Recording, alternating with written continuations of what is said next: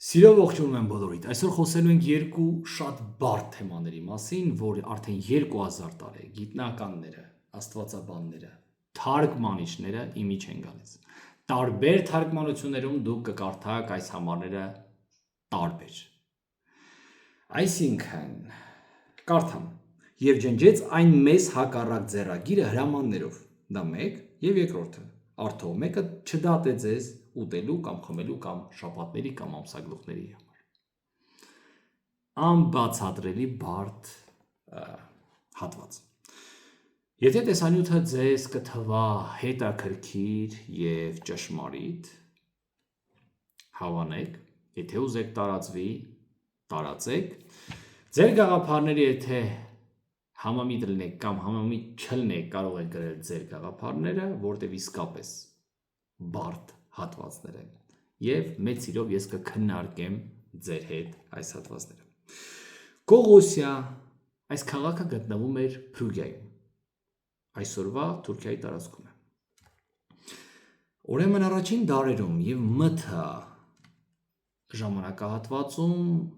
ուրեմն այնտեղ էր գտնվում Սիբել կախարդության աստվածուհու կուռքը։ Այնտեղ մարդիկ կախարդությամբ են զբաղվում։ Ամեն ինչ ավելի վատթարացրեց, երբ մթա 6-րդ դարում եկան հրեաները, այն հրեաները, որոնք եկել էին Բաբելոնից, այն թալմուդների, այն ավանդությունների, ուրեմն ուսմունքից։ Ընդհանրապես Քումրանների գրություններում մենք կարդում ենք Կողոսիա քաղաքի մասին, նրանց մոլեռանդության եւ ուրեմն սինկրետիզմի մասին։ Ինչ է սինկրետիզմը։ Սինկրետիզմը այսօր էլ մարդիկ կան, որոնք հավատում են դրան, այսինքն դա սինթեզ է տարբեր կրոնների։ Այսինքն մարդակերությունը, քրիստոնեությունը, բուդդիզմը, մուսուլմանությունը եւ տարբեր կրոններ միավորում են եւ ուզում են գտնել մեկ ճշմարտություն, բայց դա պղծություն է աստվածաբանական, այդպիսի բան չի կարող լինել։ Չի կարող լինել բուդդիզմի եւ քրիստոնեության մեջ ընդհանուր ինչ որ աստվածաբանություն, այսպիսի բան չկա։ Դրա համար քրիստոնեությունը առանձին։ Դրա համար այստեղ կատարվում էր այսպիսի հաջորդը մենք գիտենք գնոստիցիզմի մասին։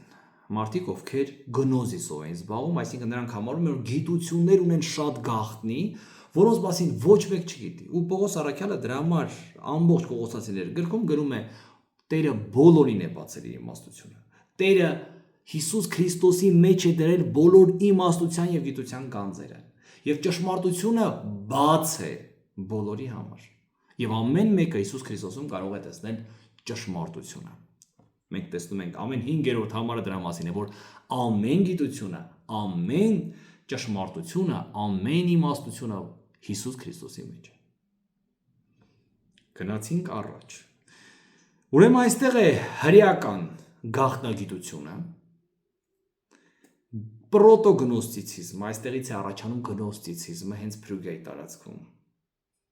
Հիմիկվա գաղտնի կազմակերպության ուսմունքները։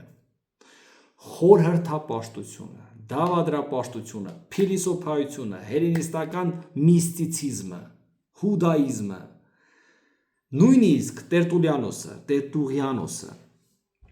եկեղեցու հայրերից մեկը, որի վրա հիմնված է այսօր քրիստոնեական աստվածաբանությունը, մոնտանիստեր եւ այստեղից էր։ Մոնտանիստները նրանք էին, ովքեր ընկնում են գետնին էքստազի մեջ եւ ասում են Աստված մեզ մարգարեություններ, գաղտնիքներ է բացում, որ ոչ մեկ չգիտի։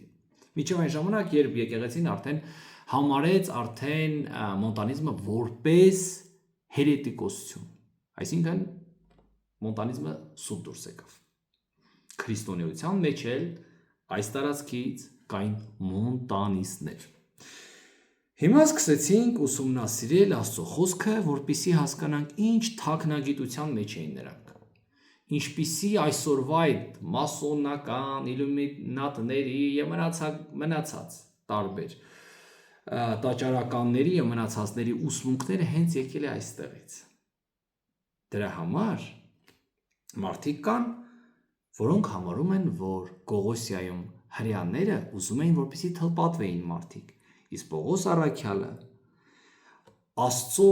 5 տակարանյան ուսմունքը ամբողջությամբ ճղեց եւ շպրտեց, որտեղ ասում է ջնջեց այն հակառակ ձեռագիրը հրամաններով։ Իսկ ինչ է նշանակում դա։ Եկեք միասին ուսումնասիրենք։ Պողոս առաքյալը երկրորդ գլուխը սկսում է նրանով, որ ես ճիք եմ թափում ձեր համար եւ լաուդիկեցիների համար։ Ինչ էր կատարում Կողոսիայի եւ լաուդիկեցիների մոտ, որի համար Պողոս առաքյալը պատերազմում էր 4:2-ում ճիքը պատերազմ է։ Այսինքն Պողոս առաքյալը այստեղ ուզում է ասել. ես նամակով չեմ կարողանում ձեզ բացատրել։ Ֆիլիպեցիներին ասում եմ, իմ նման եղեք, իմ ասածները հիշեք, իմ վարքով վարվեք։ Իսկ ձեզ դուք ինչ չեք ճանաչում, ես ձեզ չեմ ճանաչում, ու ինձ համար շատ բարդ է, ես պատերազմում եմ, թե ինչպիսի նամակ ձեզ ուղարկեմ, որպեսզի այդ նամակը ձեր մոտ բացի ճշմարիտ Հիսուս Քրիստոսի։ Ուրեմն այսօր մենք ապրում ենք Պողոսից հետո 2000 տարի հետո։ 2000 տարի հետո մենք ընդհանրապես շատ բարդ ենք հասկանում Պողոսին։ Նամանավանդ մարդիկ կան, որոնք Պողոսական աստվածաբանության մեջ են։ Այսինքն նրանք չեն ընդունում Հիսուս Քրիստոսի խոսքերը, Պետրոսի խոսքերը, 5 տակարանյան խոսքերը միայն Պողոսի։ Այսպիսի նամակ կարդացողների համար Պետրոսը այսպիսի խոսքեր է ասում. Տիրոջ երկայնամտությունը փրկություն համարեք, ինչպես մեր սիրելի եղբայր Պողոսն էլ Աստվածանից իրեն տրված իմաստության պես գրեց ձեզ, ինչպես ամեն թղթերում էլ խոսեց այս բաների մասին, որոնց մի քանի դժվար իմաց բաներ կան, որ անուսներն ու անհավատները նրանց ծռում են, ինչպես մյուս գրքերն են ծռում իրենց կորուստության համար։ Ուրեմն դուք սիրելիներ, առաջուց իմանալով զգուշ կացեք, որ մեկը գուցե անօրինության մոլորությունով ձեզ հափշտակի։ Փաստորեն Պողոսի մասին Պետրոս ասում են Պողոսի նամակները կարդալով անուսները եւ անհաստատները հափշտակվում են անօրինությամբ։ Այսինքն նրանք սկսում են անօրինությունների հավատալ, որ Աստծո օրենքներ գոյություն չունեն, Աստծո պատվիրաններ այսօր չկան։ Դրա համար այստեղ հանդիպում ենք նամակը, ինչի համար Պետրոսն էլ է ճիգ թափում Պողոսի նամակների մասին եւ հափշտակությունը որոշ մարդկանց, որոնք անհաստատ են ճշմարտության խոսքի մեջ։ Հիմա 2000 տարի հետո մենք պետք է հասկանանք Պողոսի խոսքերը, որ այդ ժամանակ նրա եկեղեցին, նրա նամակները միջև վերջ չէր հասկանում։ Ու այստեղ Պողոս առաքյալը ներկայացնում է Հիսուս Քրիստոսի մեջ է իմաստության եւ գիտության, ուրեմն խորհուրդը ծածկված են ամեն գիտության գանձերը։ Ու ասում է զգուշ եղեք, ինչպես Պետրոսն է ասում, որպեսզի մեկը ձեզ հրապուրական խոսքերով չկարողանա մոլորեցնել։ Ինչ հրապուրական խոսքերը։ Հրապուրական խոսքերը դա այն է, երբ Սատանան Եվային հրապուրեց, որ դրանք կդառնան աստվածներ, նրանց միտքը կլինի աստվածային, նրանք այնպիսի բաներ կիմանան եւ այնպիսի ապրումներ կունենան, որը չունեն ուրիշները։ Ու դա հրապուրեց մարդկանց։ Որ դուք Աստծո զավակներ եք, դուք աստվածային եք, դուք վեհ եք ու դուք բարձր եք եւ այլն։ Եվ հափշտակեց նրանց միտքը։ Իրականում, ինչպես ասել է Լև Տոլստոյը, ճշմարտության թշնամին սուտը չէ, այլ մի ուրիշ ճշմարտություն, որը շատ նման է ճշմարտության։ Շարունակության մեջ Պողոս առաքյալը ասում է, որ ձեր կարգը, ձեր կարգու կանոնը, ձեր քահանայական կարգը ես գիտեմ։ Ու դուք հաստատված եղեք, արմատացած եղեք եւ նրանում շինված։ Արմատացածը վերաբերում է նրանք ծառերի պես պիտի ամուր լինեն, տարբեր քամիներից, ուսմունքների եւ երկրորդը, ինչպես տաճարը, այդպես պիտի լինեն շինված, որի մեջ աստվածային փառքն ու լիությունն է գտնվում։ Քանի որ ամեն ձև Պողոս առաքյալը այսօր ներկայացնում է, որ Հիսուս Քրիստոսն է այդ տաճարը, առաջին եւ երկրորդ գլխներում նրա մեջ է բնակվում ամբողջությամբ փառքը։ Ինչու է խնդիր առաջանում, որովհետև շատերը այսպես են կարծում, որ Պողոս առաքյալը երկրորդ գլխում ասում է 5 տակարանը ջնջվեց Հիսուս Քրիստոսի կողմից։ Եկեք տեսնենք, արդյոք խոսքը գնում է 5 տակարանի մասին, թե մի ուրիշ գիտության մասին։ 8-րդ համար։ Զգույշ կացեք, միգուցե մեկը հափշտակե ձեզ փիլիսոփայությունով։ Առաջինը փիլիսոփայություն։ Հելենիստական փիլիսոփայություն, որը ընդունվում էր հրեաների կողմից։ Տարբեր հրեական գրողներ, ում գիտությունները մեզ են հասել, դա, չգիտեմ, Հովսեփիոսն է, Փիլոն Ալեքսանդրացին, ասում են Պլատոնը իսկապես մեծ ճշմարտություններ է մեզ ասել։ Ուրեմն, փիլիսոփայությունը առաջինը, հելենիստական կեղծիքը աշխարհի մասին, աշխարհի ստեղծման եւ աշխարհի ընդհանրապես միրազդանի, տիեզերքի հաստատման հետ կապված։ Երկրորդը, դատարկ խաբեությունով։ Երրորդը, մարդկանց ավանդությունների պես։ Սրա մասին շատ է խոսացել Հիսուս Քրիստոսը, հանդիմանում էր մարդկանց ավանդությունը, երրորդը մարդկանց ավանդությունը։ Չորրորդը, աշխարհի սկզբունքները կամ աշխարհի տարրերը կամ հոգիների տարրերը ուրիշ թարգմանությամբ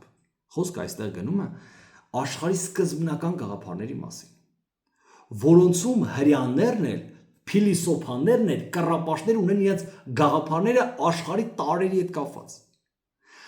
աշխարհակալների հետ կապված, դևերի ու հրեշտակների հետ կապված տարբեր ուսմունքներ։ Հիմա նայեք,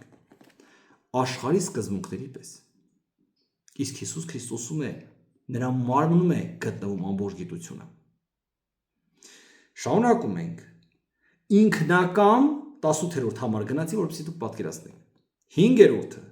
ինքնակամ խոնարհությամբ, այսինքն նրանք մի ուսմունք էին հորինել, որ ինքնակամ իրենց կամքով էր այդ ուսմունքը։ 6-րդը, հրեշտակների կրոնք, հրեշտակների երկրպագության ուսմունք։ Ինչու է այստեղ հրեշտակների մասին գրում, որովհետև 10-րդ համարում գրում է եւ դուք նրանով լցված եք, նա է ամեն իշխանության եւ պետության գլուխը։ 15-րդ համարում իշխանությունների եւ պետությունների մերկացնելով հայտնապես խայտառակեց եւ նրանում հաղթանակեց իրենում։ Ինչի մասին է խոսքը։ Այս մարդիկ փաստորեն աշխարհի տարերին էին երկրպագում, աշխարհի տարերի հետևը տեսնում էին իշխանություններին ու պետություններին ու փառքերին, ինչպես առաջին համարներում են գրված, որ Հիսուս Քրիստոսը ստեղծել է նրանց, աթոռները, տերություններն ու բոլոր հրեշտակներն ու աշխարհակալները, նրանք երկրպագում են հրեշտակներին։ Այսինքն ինչ ենք տեսնում, փիլիսոփայություն, դատարկ խաբեություն, մարդկանց ավանդություն, աշխարհի սկզբունքներ, ինքնակամ խոնարհություն, հրեշտակների կրոնք, շարունակում ենք, մարդկային պատվիրաններ, վարդապետություններ,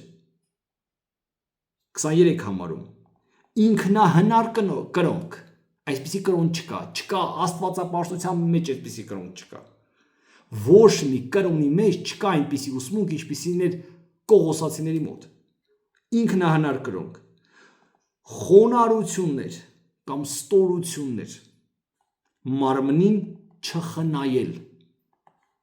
եւ չպատվել մարմինը հարգելով։ Փաստորեն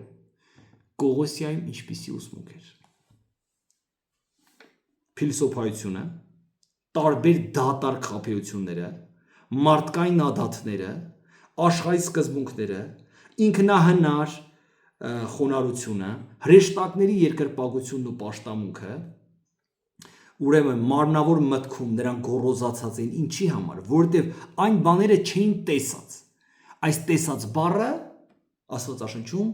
տեսիլքներն են։ Այսինքն Պողոս առաքյալը ասում է դուք այդ տեսիլքները չեք տեսել, ինչի համար գոռոզացել եք։ Նրանք տարբեր տեսիլքներ են տեսնում։ Եվ ասում են Աստված մեզ ճշմարտություններն է բացել։ Այնպիսի ուսմունք, որը մարդկային պատվիրաններ է առաջ բերում, վարդապետություններ մարդկային, ինքնահնար է։ Մարդիկ իրենք են հորինել այսպիսի ուսմունք։ Այսպիսի ուսմունք չկա ոչ հին կտակարանում, ոչ ուրիշ այլ ուսմունքների մեջ։ Կողոսացիները ինքներն են հնարել այդ մարդկային եւ դիվական ուսմունքը։ Ինքնահնար կրոնքով, ստորություններով, իրանք ստորացնում են, այդ պլատոնիզմի մեջ կա, որ մարմինը դա թշնամին է հոգու, եւ նրանք չեն հարգում իրենց մարմինը եւ իրանց մարմինը չեն խնայում եւ չեն պատվում եւ չեն հարգում իրենց մարմինը։ Այսինքն մենք 11 կետ մինիմում կարդացինք, որ սա կապ չունի 5 կտակարանի հետ։ Այստեղ կա հուդայիզմից որոշ լումաներ։ Ինչպիսիք են։ Այսօր էլ տարբեր գաղտնի կազմակերպություններ ունեն հրեշտակների պաշտամունք, ունեն թլպատության գաղափար։ Այսօր տարբեր հնարավոր է նախագահների մասին դուք լսեք, որ թլպատվել են, անցել են գյուռը, որովհետև համարում են, որ ամեն ինչի հիմքը հրեշտակներն են, հրեշտակապաշտությունը, որը վերցրած է ծննդոց գրքից, արուսյակը,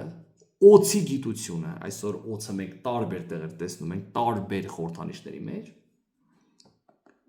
բայց Պողոս առաքյալը ասում է, հրեշտակներին խայտառակեց, մերկացրեց և զինաթափարեց, այսուհետ դուք հրեշտակներին չպաշտեք ու չերկրպագեք։ Եվ նա ջնջեց, ուշադիր, ասում է, մեռած էիք ձեր մեղքերում և ձեր մարմնի անթլպատության մեջ էիք, հեթանոսներին, Աստված կենդանացրեց բոլոր մեղքերը ձեր շնորհերով, այսինքն ձեզ ներեց։ Ինչ էր տեղի ունեցել։ Ինչպես Եսայա 59-րդ գլխում գրված է, ձեր ու ձեր մեջտեղը ձեր մեղքերն են ստեղծում միջնապատ։ Կարդացինք։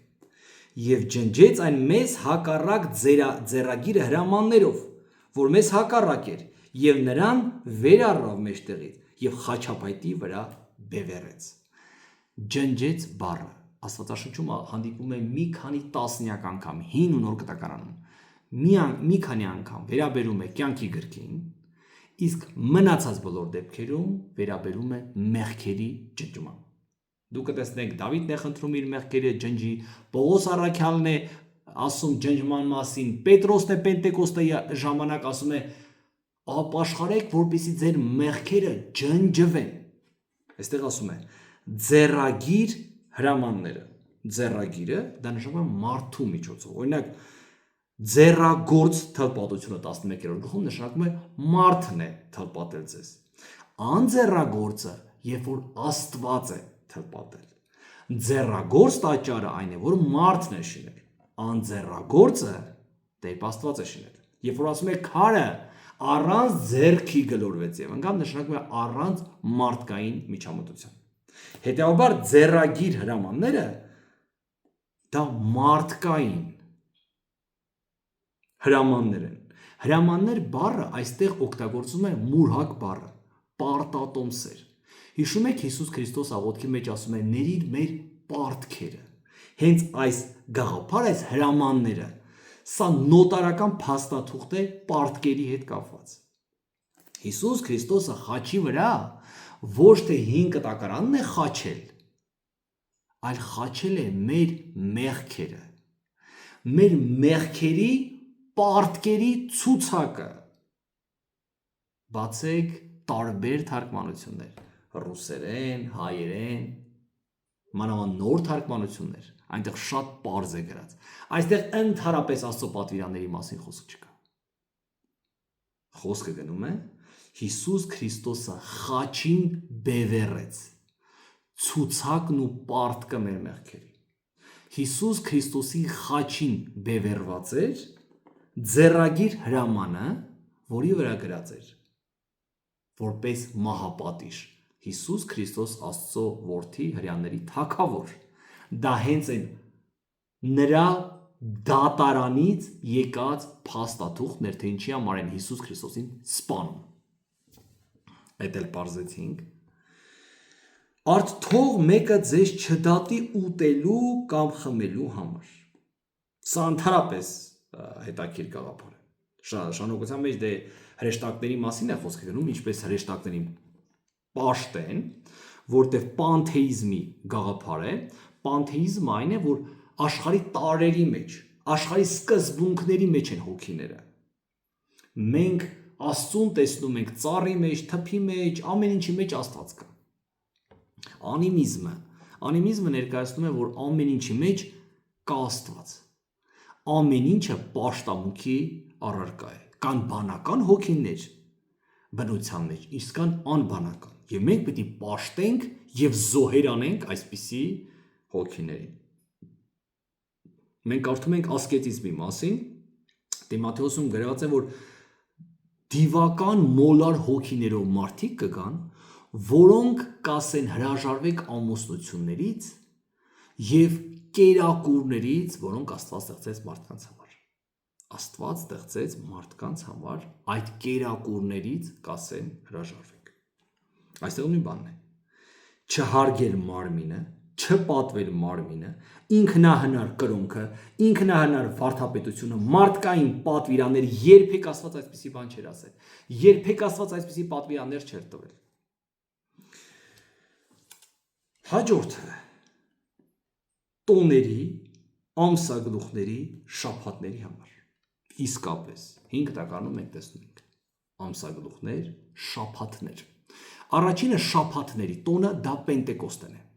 7 շաբաթները զատիկից հետո, երբ հաջորդ օրը գալիս է Պենտեկոստեն, հունձքի տոնը։ Շաբաթներ նաև կոչվում են հողի շաբաթներ։ Այսինքն ամեն 7-րդ տարին հանգստության դադարների օրեր։ Բոլոր տոնական օրերը համարվում էին շաբաթներ, դադարներ ու հանգիստներ։ Ու այստեղ ասում է, որոնք նոր գալու բաների ստվերներն են։ Այսինքն այս իրանց համար շատ ճանաչված ստվեր գաղափարը, որը նշանակում է ստվեր։ Ինչ որ մի բանը Պլատոնիզմի մեջ մենք գիտենք, չէ, ստվերը, քարանձավի, որ մենք ստվերներ ենք տեսնում, իրականում մենք չենք տեսնում ինչ է կատարվում, այլ միայն տեսնում ենք ստվերները, թե ինչպես են գնում գալիս, բայց չգիտենք իրականում ովքեր են այդ մարմինները։ Մի օր դրա մասին կխոսեմ։ Ասում են նոր գալու բաների։ Պողոս առաքյալը այստեղ չի ասում այն ինչ որ կատարվել է, այլ ասում է նոր գալու բաների մասին։ Այսինքն Հիսուս Քրիստոսը մեղքերը խաչեց։ Իսկ հիմա բաներ կան, որոնք նոր պիտի գան։ Ինչպես ասում, նոր գալու բաների։ Պողոսը Հիսուս Քրիստոսից հետո ապրում է մի 20-30 տարի հետո գրելով այս նամակ ասում է նոր գալու, դրանք պիտի դեռ գան։ Հիսուս Քրիստոսի խաչի միջոցով մենք գիտենք, որ իսկապես ծիսական օրենքների վերջը եկավ։ Մենք իսկապես երկրորդ Օրինաց 31-րդ գլխում կարդում ենք, որ քահանաների համար Մովսեսի ձեռքով գրված օրենքը նրանց համար հակառակ էր, եւ նրանք պիտի դնեին ոչ թե տապանակի մեջ, այլ տապանակի կողքը։ Բայց համենայն դեպս, այստեղ ինչ ասում Պողոս առաքյալ, արդ թող ձեզ, որոնք հաստատված եք ճշմարտության մեջ, չդատեն ուտելու կամ խմելու կամ ամսագլխի կամ շաբաթների համար։ Հասկացաք։ Ձեզ, այսինքն այս ժողովուրդը, որոնք ուտում էին, խմում էին, ամսագլուխներն էին պահում եւ շաբաթներն էին պահում։ Չի ասում չպահելու համար, այլ ձեզ պահելու համար։ Ուշադրություն դարձրեցիք։ Այսինքն ճշմարիտ քրիստոնյաները ուտում էին, թող ձեզ մեկը չդատի ուտելու կամ խմելու համար։ Նրանք չդատեն ձեզ։ Ոչ ամսագլխի, ոչ շաբաթի համար։ Երբ կարդում ենք Գործք առաքելոց գիրքը, մենք տեսնում ենք, որ Պողոս առաքյալը ինքը պահում էր ուխտեր։ Պողոս առաքյալի մասին մենք կարդալով տեսնում ենք, որ ինքը Պենտեկոստեին, Զատիկի օրերին միշտ մասնակցում էր։ Նույնիսկ Պողոս առաքյալին մենք տեսնում ենք, ես չեմ հասկանում այդ գաղափարը, եթե դուք ունեք գաղափարներ բացատրեք։ Պողոս առաքյալին տաճարում բռնում են նրա համար, որտեղ ինքը 4 հոգու հետ եկել էր, որպեսզի նրանց համար զոհաներ տաճարում քահանայի մոտ, որտեղ նրանք ուխտի մեջ էին։ Եվ Պողոս առաքյալին հենց այդտեղից բռնեցին եւ տարան բանտ։ Այսինքն վերջին նրա գործունեությունը տաճարում պատարակ մատուցելն էր։ Նա պիտի զոհաներ։ Չեմ հասկանում։ Համենայն դեպս Պողոս առաքյալը խոսում է ոչ թե շաբաթի համար, ոչ թե այստեղ շարունակության մեջ ասում է կենթանիների նման են այս աշխարհի, որոնք ասում են մի դպչիր, մի ճաշակիր եւ մի մոտեցիր։ Այսինքն մի դպչիր հասկացողությունը։ Կորինթացիս գրքում, երկրորդ Կորինթացիս 6-ում մենք կարդում ենք. կամ ինչ համաձայնություն ունի Աստծո տաճարը կուռքերի հետ, որտեղ դուք կենդանի Աստծո տաճար եք։ Տեսնում եք ինչ ասում։ Այնտեղ չէին հարգում մարմինը, այստեղ ասում է ձեր մարմինները Սուրբ Հոգու տաճար է։ Ինչպես Աստված ասում է, նրանցում կբնակվեմ, եւ նրանցում ման կգամ, եւ նրանց Աստված կնեմ, եւ նրանք իմ ժողովուրդը։ Նրա համար նրանց միջից դուրս գնացեք, բաժանվեք, ասում է Տերը, եւ պիղծ բանի մի դիպչեք։ Բայց փաստորեն Պողոս Առաքյալը իր գրություններում գրել է, որ պիղծ բաների մի դիպչեք։ Թե ինչի նկատի ունի, միջեր այս պարզ չէ, բայց պարզ է մի բան, որ դուք Սուրբ Հոգու տաճար եք։ Այսինքն, այստեղ մարդիկ, որոնք դատում էին այն մարդկանց, ովքեր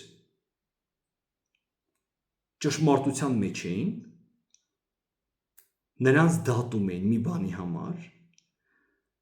ու իրանք ունեցել են ուսմունքը փիլիսոփայություն, դատարկ խաբեություն, մարդկանց ավանդություն,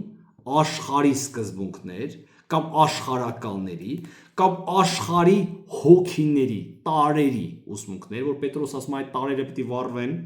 Գաղատացիս 4:3-ում էլ ասում, կռապաշտության եւ հուդայիզմի մեջ էլ կային այդ տարերը, ոչ թե Քրիստոսի պես, երբեք Քրիստոսի ու Աստծո մոտ այսպիսի գաղափարներ չեն եղել։ Ինքնակամ խոնարհություն, ինքնակամ հրեշտակների կրոն կամ պաշտամունք, որը գալիս է Ենովքի գրքից, եթե հիշում եք, ինչ էր կատարվում, երբ որ Երովքը ներկայացնում է, որ ամբողջ աշխարհը տարբեր մարդիկ են, հրեշտակներ են ղեկավարում, աշխարհակալներ, այստեղ են աշխարհակալներ, դուք ուրիշ թարգմանություններով կտեսնեք, աշխարհակալների ուսմունքներ, հաջորդը աշխարհակալների ուսմունքը որտեղից է եկել հрьяաների մոտ։ Ուրեմն Դանիելը 21 օր իրեն հեռու է պահում մսից եւ գինուց։ Ինչի համար 21 օր, որովհետեւ 21 օր տևեց վեճը, պատերազմը Գաբրիելի եւ Սատանայի միջև չեկավ Միքայելը եւ հարցին լուծում տվեց։ Եվ դա տևեց 21 օր։ Այսինքն, որպիսի Դանիելի նման իմաստուն դառնային այս մարդիկ պիտի իրանց սնունդներից պահեին, տարբեր բաներ չուտեին, որ Աստված ստեղծեց։ Դա շատ կարևոր է։ Իր ժողովրդի համար ստեղծագործության ժամանակ, դա էլ է շատ կարևոր։ Շարունակության մեջ ինչ ասում։ Մարդկանց պատվիրաններ, ոչ թե Աստծո պատվիրաններ։ Այստեղ որ խոսքը գնում է ուտել, չուտելու, որ իրանց դատում էին, շաբաթների ամսագող, այստեղ լրիվ խորհրդապաշտական գաղափարն է, այստեղ չկա աստվածաշնչյան ճշմարտություն, այստեղ չկա 5 կտակարանյան ճշմարտություն։ Սրանք մարդկանց պատվիրաններ էին, մարդկանց վարդապետություններ են, ինքնահնար կրոններ եւ այլն չկրկնվել։ Այստեղ 5 կտակարանի դեմ դուրս չի գալիս Պողոս Առաքյալը։ Պողոս Առաքյալը դուրս է գալիս այդ սինկրետիզմի դեմ, որը միավորել էր կռապաշտությունը, այլանդակությունը, այլասեռությունը, մարմնին թշնամի համարելը, որովհետև ասում է պաշտեք, փառավորեք ձեր մարմիններում Աստծուն։ Ձեր մարմինները Տիրոջ տաճարն են։ Ձեր մարմինները այն տաճարն են, որի մեջ է բնակվում Աստվածությունը։ Կգա եւ բնակություն կանի ձեր մեջ։ Եվ Հիսուս Քրիստոսին ընդունելով ընդունում ենք ամեն բան։ Իսկ այս անձեռագործ Աստծո խոսքերն ու պատվիրանները ուրիշ են։ Ձեռագործ ցրպատությունը, ձեռագործ հրամանները եւ այս ամենը